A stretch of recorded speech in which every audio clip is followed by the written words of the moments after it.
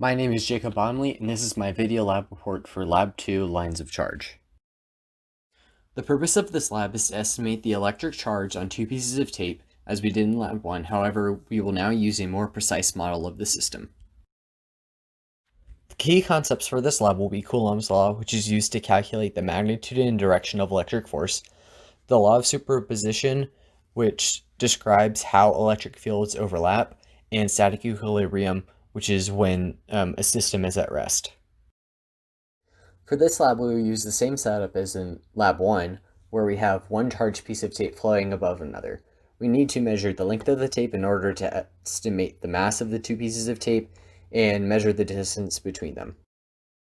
In order to simulate the pieces of tape in our code, we want to represent each of them as a series of point charges all in a line. The line charge function in our code will create these representations when we input the position of the pieces of tape, their length, their mass, an estimated charge, and the number of points on them that we want to represent.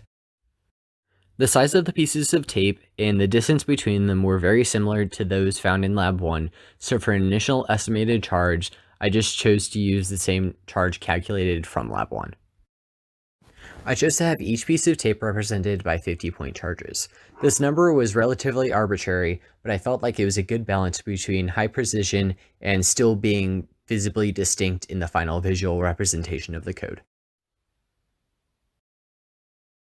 In order to calculate the electric force the bottom tape is applying to the top tape, we need to go through and find the electric force at each point charge on the top tape from all of the points on the bottom tape.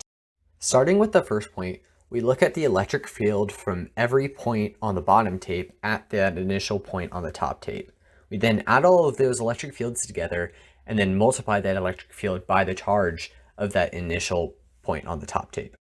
We then repeat this process for every other point charge on the top tape so that we have all of the electric fields and electric forces on each point in the top tape from the entirety of the bottom tape.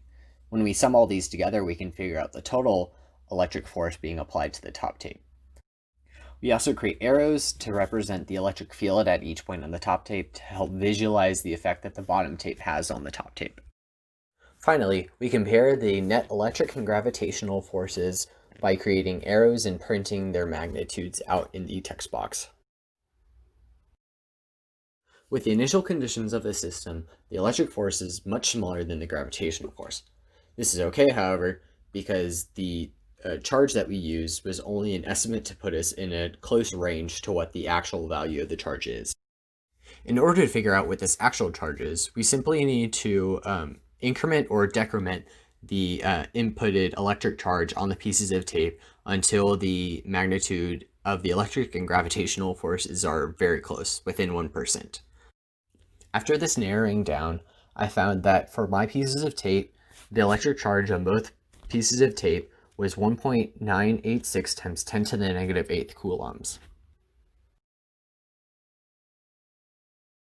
If we treat each piece of tape as a point charge like we did in Lab 1, then the estimated charge on the pieces of tape are 7.18 times 10 to the negative 9th coulombs, which is just a bit over a third of the charge estimated when we treated the pieces of tape as a series of charges.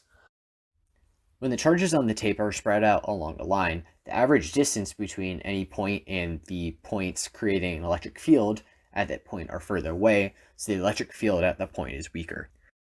Therefore, a larger charge is necessary to create the same magnitude of electric force. We know that the results from treating the tapes as a series of charges instead of a single point charge is more accurate because that's a better reflection of what's happening in the real world. The charges are distributed roughly evenly over the course of the tape, not just bunched up in the center. However, we can safely assume that both results are fairly accurate considering they're within one order of magnitude of one another.